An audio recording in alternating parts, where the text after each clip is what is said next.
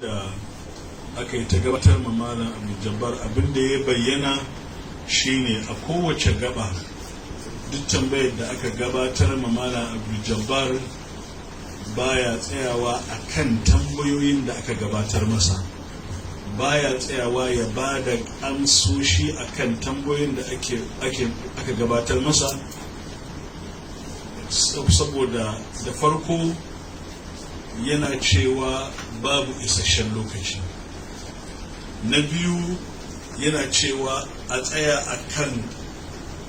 wato maudu'i guda ɗaya a yi magana, amma shi ne in ya tashi baya tsayawa a kan maudu'i guda ɗayan, sai ya yi ta yawo ya haɗo matsaloli daban-daban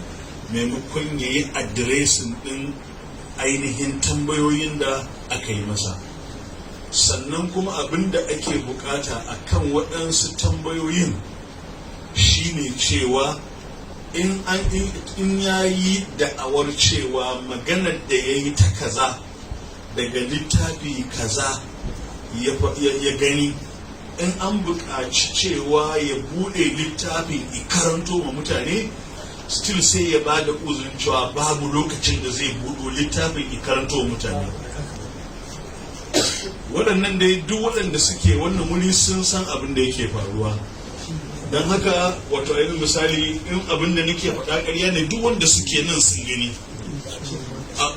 Ai an ba mu kowa dama, an ba wa kowa dama cewa ya buɗe littafi. Don haka abin da i bayyana a wannan zama shine waɗannan maganganu waɗanda suke tayar da husuma a cikin al'ummar musulmi, kuma saboda kasancewar maganganu ne na batanci ga manzon Allah sallallahu alaihi wasallam, wanda wato Malam Jabbar yake gabatarwa a karatuttukansa da